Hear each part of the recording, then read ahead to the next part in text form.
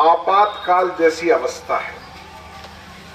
किसी को नौकरी करने वाले को ट्रांसफर के नाम से डराया जाता है, व्यापार करने वाले को व्यापार के नाम से डराया जाता है, और आम नागरिक को किसी न किसी बात से डराकर सत्ताधारी लोग इस प्रकार से विवश किए हुए हैं कि बहुत सारे लोग जो हैं, जो बुजुर्ग पीढ़ी के लोग बैठे हैं, और ये चिराना की पावन धरा जहां जनसंघ के जमाने से काम हुआ करता था, वो लोग यहाँ विराजित हैं, गुरुजी जैसे बुजुर्ग लोग बैठे हैं।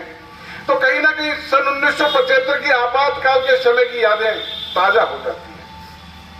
1975 में देश में जब आपातकाल लागू हुआ था तो हर प्रकार से देश में कहीं दो व्यक्ति इकट्ठे ना हो जाएं, सत्ता के खिलाफ कोई बोल ना जाए, और इस प्रकार के प्रतिबंध मीडिया तक पे लगाए गए। पर मित्रों, मैं याद दिलाना चाहता हूं कि 2 वर्ष में वो निरंकुश शासक जो हैं वो धराशायी हो गए और 1977 में जनता पार्टी शासन में आई थी। इसलिए इस मीटिंग में संख्या बल का कोई महत्व नहीं है। और ये बूथ विजय संकल्प जो है, इस चिराना में जितने बूथें हैं, चिराना के जो लोग बैठे हुए हैं, उनसे मेरी एक करबद्ध प्रार्थना है कि चिराना के लोग अपनी अपनी बूथ को मजबूत करने का काम करें। वो 75 का जो कालखंड है वो 2 साल में समाप्त हो गया था। इस कालखंड को समाप्त होने में 4.5 साल का समय जरूर लगा होगा, पर कहीं ना कहीं धीरे धीरे लोग मुखरित होने लग गए हैं और वो परिस्थितियों का निर्माण हो गया है जिस प्रकार से 1977 में हुआ था। ये बात मैं आप लोगों के बीच दोहराना चाहता हूं। मित्रों, चिराना ग्राम पंचायत जो है उसका अपने आप में एक इंप्रेशन है। अंतिम छोर पे बसा हुआ गांव है, और चिराना ग्राम पंचायत जब बड़ी हुआ करती थी, आजकल 5 पंचायतें हो गई, पर चिराना का चुनाव परिणाम जो है वो कहीं ना कहीं पूरी कॉन्स्टिट्यूंसी को प्रभावित करता है और चिराना की आवाज दिघाल तक पहुंचती है। ये बात मैं दावे के साथ कर सकता हूं, क्योंकि 1989 के चुनाव से लेके हर चुनाव में मैंने कहीं ना कहीं भूमिका निभाई है, और मैंने ये देखा कि जब जब चिराना खड़ा हुआ है, जिस व्यक्ति के पक्ष में खड़ा हुआ है, जिस दल के पक्ष में खड़ा हुआ है, उसके सकारात्मक परिणाम आए हैं। तो ये बूथ विजय संकल्प जो है, आज आप लोग जो आए हो, इस बात का संकल्प लेकर जाओगे कि मुझे मेरी बूथ पे भारतीय जनता पार्टी को विजय दिलानी है। इस बात के लिए आज की ये मीटिंग की गई है। 4.5 वर्ष पहले, 4.5 वर्ष पहले कांग्रेस पार्टी सत्ता में जिन मुद्दों को लेकर आई थी, उनमें सबसे बड़ा किसानों के कर्ज माफी का मुद्दा था, बेरोजगार लोगों को रोजगार देने का मुद्दा था, बेरोजगारों को बेरोजगार भत्ता देने का मुद्दा था। और मुझे बहुत ठीक से याद है कि इस चिराना की पावन धरा पे खड़े होके यहाँ के स्थानीय विधायक ने जब अपने चुनावी सभा की थी, उसमें कहा था कि अगले 5 वर्ष तक 1 पैसा भी बिजली का नहीं बढ़ाया जाएगा। मैं आप लोगों को याद दिलाना चाहता हूं कि किसानों के संपूर्ण कर्जे माफ की जो बात चली थी वो मिथ्या साबित हुई। बेरोजगार को रोजगार देने की बात पे आप रोज अखबार में पढ़ते हो, कहीं ना कहीं पेपर लीक की जो घटनाएं हो रही है वो किसी न किसी हर बेरोजगार के साथ खिलवाड़ साबित हुआ है। और बेरोजगार को रोजगार भत्ता देने की बात थी, वो संपूर्ण रूप से मिथ्या साबित हुई है। और बिजली बढ़ोतरी की बात अगर आप करना चाहो तो मित्रों, मैं आपको याद दिलाना चाहता हूं कि 4.5 साल में 9 बार बिजली के बिल बढ़े हैं, 9 बार बिजली के बिल बढ़े। अगर कानून व्यवस्था की बात की जाए तो थाने विधायकों के नाम पर नीलाम हो रहे हैं और उनकी मर्जी के बिना एक भी किसी गरीब व्यक्ति की, किसी जरूरतमंद व्यक्ति की FIR तक दर्ज नहीं होती। और अगर FIR दर्ज हो गई तो इन्वेस्टिगेशन उस प्रकार से होगा जिस प्रकार से स्थानीय विधायक चाहते हैं। इस प्रकार का आचरण आपने और हमने सब लोगों ने देखा है। पर अब वक्त और बेला इस बात की आ गई है कि आंधियों आओ, लहू में जवार पैदा करो और कंठ से क्रंदनी हुंकार पैदा करो। कुरुक्षेत्रीय भूमिका सजने लगी, उठो पार्थ, गांडियों में टंकार पैदा करो। ये बेला और अवसर आ गई।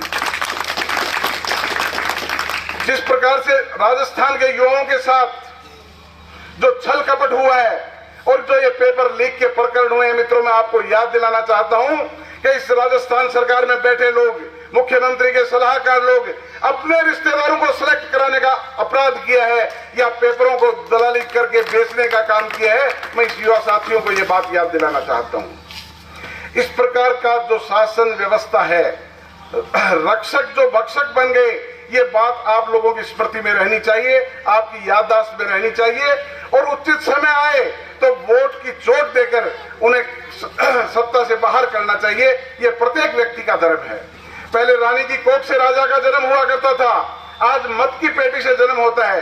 तो उस मत की पेटी से जन्म करने वाले जन्मदाता जो आप हो, वो ऐसे किसी व्यक्ति के पक्ष में, ऐसी किसी दल के पक्ष में आप मतदान करने के लिए मन मानसिकता बनाइए, गांव के लोगों को तैयार करिए कि भारतीय जनता पार्टी सत्ता में आए। मैं आप लोगों को याद दिलाना चाहता हूं कि केंद्र में 9 वर्ष का मोदी जी का जो कालखंड रहा है, उस मोदी जी के कालखंड से पहले आपको लेकर चलता हूं, यूपीए 1 और 2 की गवर्नमेंट थी। यूपीए 1 और 2 की गवर्नमेंट में रोज आप अखबारों में पढ़ा करते थे, किसी न किसी भ्रष्टाचार का नाम आया करता था, किसी घोटाले का नाम आया करता था।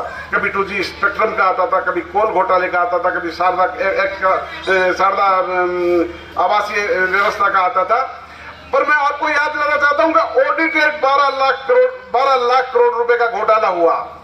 और मोदी जी के जब 9 वर्ष का शासन पूरा हुआ, तो 9 वर्ष के शासन काल में जो रिपोर्ट आई, उसमें 12 लाख करोड़ रुपए रोड इंफ्रा पे खर्च किए गए। एक तरफ नेताओं की जेब में वो पैसा जाया करता था, और दूसरी तरफ 12 लाख करोड़ रुपए जो रोड इंफ्रा पे खर्च हुए हैं, उससे आज हिंदुस्तान विकसित राष्ट्रों की श्रेणी में जो रोडे हैं उसमें आकर खड़ा हो गया। मैं आप लोगों को याद दिलाना चाहता हूं। मैं आपको दूसरी घटना याद दिलाना चाहता हूं कि कांग्रेस के लोग कहा करते थे कि भारतीय जनता पार्टी के लोग नारे लगाते हैं कि मंदिर वहीं बनाएंगे, सौगंध राम की खाते हैं, मंदिर वहीं बनाएंगे, पर तारीख नहीं बताएंगे। इस प्रकार की चर्चा हुआ करती थी। मैं आप लोगों को बताना चाहता हूं कि भारतीय जनता पार्टी जिस मुद्दे और वादे को लेकर चली थी, वो भले ही धारा 370 समाप्त का हो, या मुद्दा भले ही कहीं ना कहीं राम मंदिर का हो, राम मंदिर भव्य आकार लेना शुरू कर दिया है। मैं केवल कमिटमेंट की आप लोगों को वैल्यू बताना चाहता हूं।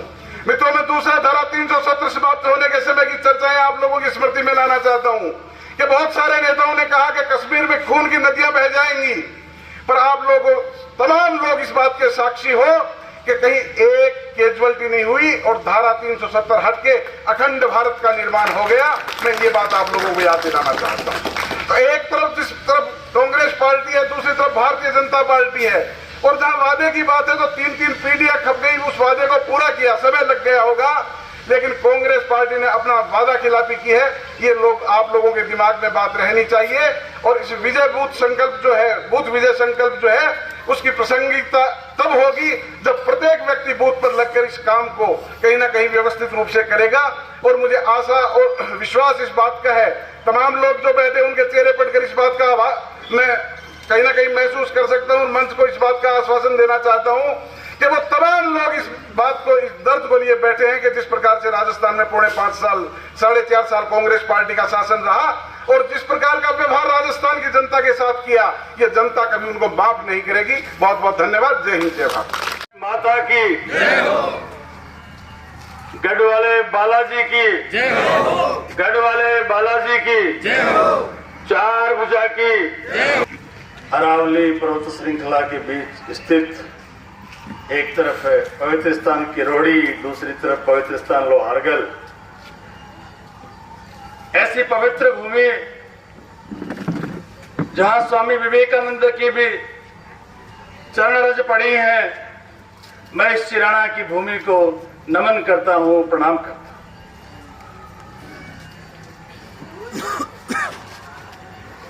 भाजपा का 16 से लेकर के 25 अगस्त तक एक कार्यक्रम पूरे प्रदेश में चल रहा है, बूथ विजय अभियान, मेरा बूथ सबसे मजबूत। यदि हमें भारतीय जनता पार्टी को जिताना है, यदि हम चाहते हैं कि 1980 के बाद नवलगढ़ में भारतीय जनता पार्टी को विजय नहीं मिली, लेकिन इस बार 2023 में हमें भारतीय जनता पार्टी को जिताना है, ये पीड़ा यदि हमारे मन में है, तो इसके लिए सिर्फ एक ही काम करना पड़ेगा, अपने बूथ में बीजेपी को जिताना पड़ेगा। यदि हमने अपने, तो तो भाजपा को नवलगढ़ से जीतने में कोई रोक नहीं सकता, चाहे लोग कैसी भी बातें करें।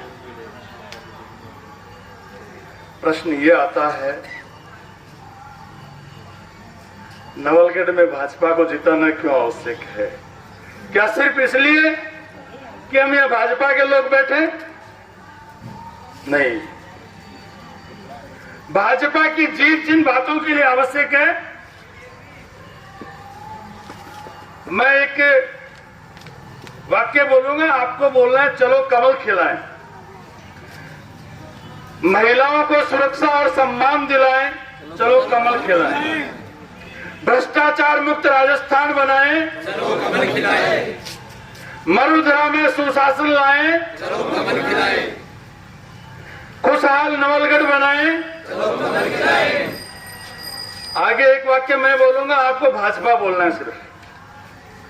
विकसित राजस्थान के लिए, सुरक्षित राजस्थान के लिए, युवाओं को रोजगार के लिए, भ्रष्टाचार समाप्ति के लिए, हिंदुत्व के लिए, राष्ट्रवाद के लिए, गरीबी निवारण के लिए, कांग्रेस मुक्त भारत के लिए, कृषक सम्मान निधि के लिए, हर घर जल के लिए, वंदे मातरम के लिए, भारत माता की जय के लिए, नवलगढ़ के विकास के लिए, नवलगढ़ के विश्वास के लिए, नवलगढ़ की सुरक्षा के लिए, भ्रष्टाचार मुक्त नवलगढ़ के लिए, भय मुक्त नवलगढ़ के लिए, जल जंगल जमीन और जोड़ के लिए, किसान हित संरक्षण के लिए, लोहारगढ़ को पर्यटन क्षेत्र बनाने के लिए, नवलगढ़ की हवेलियों को बचाने के लिए, बदराना में पुनः मेला भरवाने के लिए, चिराना को नगर पालिका बनाने के लिए, ये सब ऐसी आवश्यकताएं हैं जिनके लिए हमें भाजपा को जिताना है। अभी पिछले दिनों आप लोगों ने भी सोशल मीडिया के माध्यम से सुना होगा, वर्तमान विधायक जी ने यह घोषणा की कि 2023 का चुनाव विकास के मुद्दे पर होगा। जैसे उन्होंने बहुत बड़ा विकास इस नवलगढ़ विधानसभा का कर दिया। चिराना तो नवलगढ़ से मुख्यालय से बहुत दूर है। नवलगढ़ शहर की यह स्थिति है, 15 साल में विधायक जी शहर में सीवरेज लाइन का काम पूरा नहीं करवा सके। जो आदमी अपने विधानसभा मुख्यालय में 15 साल में 60% भाग में भी सीवरेज की लाइनें नहीं डलवा सके, वो क्या विकास करवाएंगे, आप कल्पना कर। आज नवलगढ़ की यह स्थिति है, आधे घंटे बारिश हो जाए, बकरा मंडी, गोगा मेड़ी, रावतों की ढाणी, डेरा की ढाणी, आपके रामदेवरा में जो झूला स्टैंड है, सारे के सारे शहर की स्थिति ये हो जाती है, लोग घरों से बाहर नहीं निकल सकते। 1.5 घंटे 2 घंटे तक पानी है वो सड़कों पे रहता है। 15 साल में उस पानी को बाहर निकालने की व्यवस्था विधायक जी नहीं कर सके, इसलिए भाजपा को जिताने की आवश्यकता है। नवलगढ़ में कम से कम 15 स्थान ऐसे हैं जहां गंदा पानी आके एकत्रित होता है। गंदे पानी के एक तरह से तालाब बने हुए हैं शहर में, और उसका समाधान विधायक जी 15 साल में नहीं कर सके, तो फिर क्या करेंगे? विधायक जी ने सिर्फ एक विकास किया है, वो विकास है उनकी पर्सनल बैलेंस शीट। 2008 में जब वो पहली बार चुनाव लड़ने के लिए आए, तब बुजुर्ग लोग सब जानते हैं उस समय उनकी आर्थिक स्थिति कैसी थी, और आज वो 10,000 करोड़ की बैलेंस शीट को लिए हुए बैठे हैं। ये विकास विधायक जी ने किया है।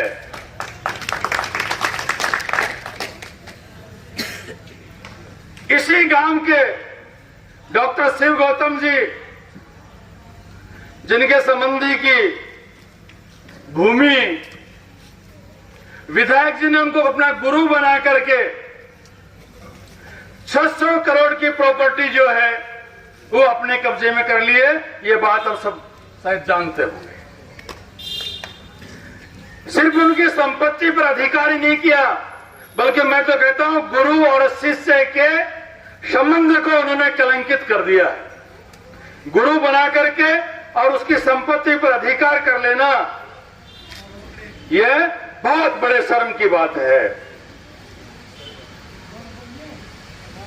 हमारे प्राचीन काल में जो वर्ण व्यवस्था थी, उसमें समान अपराध के लिए यदि शूद्र वो अपराध करता तो सामान्य दंड होता था, यदि वैश्य करता तो उससे कुछ अधिक होता था, और क्षत्रिय करता तो उससे अधिक दंड होता था, और यदि ब्राह्मण करता था तो सबसे अधिक दंड की व्यवस्था थी। हमारे विधायक जी तो ब्राह्मण कुल में जन्म लेने वाले हैं और फिर भी इतने बड़े बड़े अपराध कर रहे हैं। चिंता की बात है, सोच की बात है। एक इंटरव्यू में मैं देख रहा था, एक पत्रकार उनसे पूछ रहा था, तो उसमें विधायक जी कह रहे थे, शालीनता, संस्कार और नारी सम्मान तो मेरे खून में है, क्योंकि मैं एक शिक्षक का बेटा हूं। विधायक जी निश्चित रूप से शिक्षक के बेटे हैं, लेकिन शालीनता, संस्कार और नारी सम्मान की हम बात करें तो वहां रिजल्ट 0 है।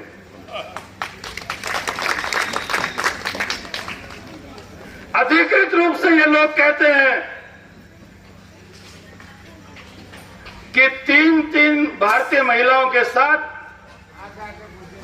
उन्होंने धोखा किया है। 2000 में रूपा माथुर के साथ शादी, उससे एक बच्चा। 2002 में निशा शर्मा के साथ शादी, उससे एक बच्ची। और फिर करमजीत कौर से शादी, उससे एक बच्चा और एक बच्ची, जो वर्तमान में रह रहे हैं। रूपा माथुर को तलाक दे दिया, उसने कोर्ट में गुजारा भत्ते का मुकदमा चला रखा है।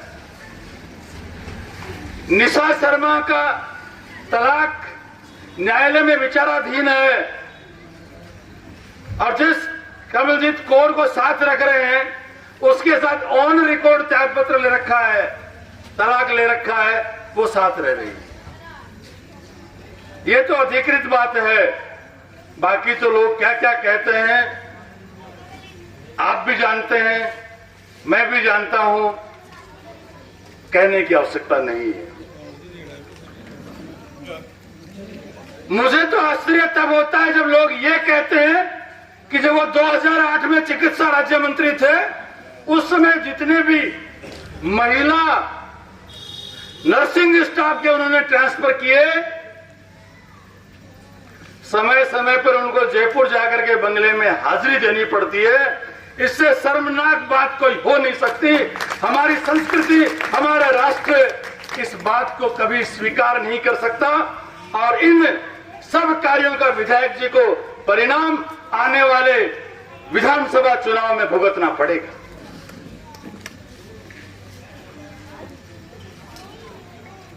पूरी भारतीय जनता पार्टी विशेष रूप से इस बात पर ध्यान केंद्रित कर रही है कि 2023 में नवलगढ़ को हर हालत में जीतना है। भारतीय जनता पार्टी का नवलगढ़ संगठन पूरा का पूरा इस प्रयास में लगा हुआ है कि भारतीय जनता पार्टी को जिताना है। चाहे वो संगठन में काम कर रहे हैं, चाहे वो आकांक्षी कार्यकर्ता हैं, सबका एक ही प्रयास है, अभी नहीं तो कभी नहीं। ये नारा सिर्फ शब्दों तक सीमित नहीं रहना चाहिए। 2018 में 6 अक्टूबर को अधिसूचना जारी हुई थी। 4 चरणों में चुनाव हुए थे। पहला 12 नवंबर को था, दूसरा 20 नवंबर को था, तीसरा 28 नवंबर को था, और चौथा 7 दिसंबर को था। इस साल 2023 के चुनाव में संभावना ये लग रही है कि राजस्थान के चुनाव पहले चरण में भी हो सकते हैं, इसलिए संभावना 15 नवंबर की बन रही है।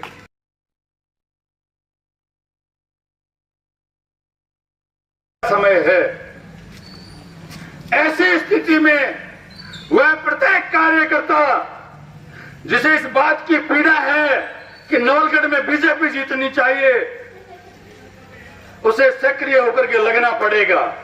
अब बैठने से काम नहीं चलेगा क्योंकि समय ज्यादा नहीं बचा है। इस शेष समय में हम अपना 100% शारीरिक, बौद्धिक, मानसिक इस पार्टी को देकर के यह प्रयास करें कि 2023 में निश्चित रूप से भारतीय जनता पार्टी जीते। विधायक जी का स्लोगन इस बार 50,000 पार, या कुछ लोग तो ये भी कहते हैं कि उनके कार्यकर्ता तो ये बोल रहे हैं कि मैं तो सोचा जीत से। पिछले 6 महीने में आपने विधायक जी की फेस रीडिंग की होगी, चेहरा मुरझाया हुआ है, बहुत उदास है। मैं आपसे ही पूछना चाहता हूं, 2018 में विधायक जी को 79,570 वोट मिलते हैं और उनके खिलाफ जाने वालों में भाजपा के रवि जी और निर्दलीय विक्रम जी, उन दोनों के वोटों को भी एक जगह कर लें तो विधायक जी से ज्यादा हो रहे हैं।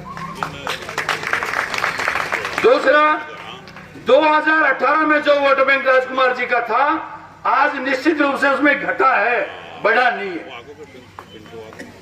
तीसरा सबसे बड़ा महत्वपूर्ण कारण है, 2018 में स्पष्ट दिख रहा था राजस्थान में कांग्रेस की सरकार बनने वाली है और आज स्पष्ट दिख रहा है राजस्थान में भाजपा की सरकार बनने वाली है। सरकार बनने से जो 15-20 हजार वोट प्रभावित होते हैं, विशेष रूप से राजस्थान सरकार का कर्मचारी वर्ग, व्यापारी वर्ग, वो निश्चित रूप से इस बार भाजपा के साथ जुड़ेगा। इसलिए ये दिमाग से आप निकाल दें कि कांग्रेस यहां से जीतेगी या राजकुमार जी जीतेंगे। आपको तो सिर्फ इतना करना है, जीत का अंतर बढ़ाना है, और वो जीत का अंतर तभी बढ़ेगा जब हम वोटों को बंटने नहीं देंगे। पिछले तीनों चुनाव, चाहे 2008 का रहा हो या 13 का रहा हो, 18 का हो, ट्राइएंगल में जीते उन्होंने, वोट के बंटने से जीते हैं। इस बार वोट को बंटने नहीं देना है। या तो राजकुमार जी को आप जिताने में यदि आपका मन है तो दीजिए वोट, नहीं तो फिर हराने में देना है तो बीजेपी को देना है। बीजेपी और कांग्रेस दो पार्टी के अलावा इस बार कोई कितना भी प्रयास कर ले, चाहे वो बसपा हो, चाहे जेजेपी हो, चाहे आरएलपी हो, चाहे कोई निर्दलीय हो, 1000-2000 में सिमट जाएंगे। इससे ऊपर कोई बढ़ने वाला नहीं है।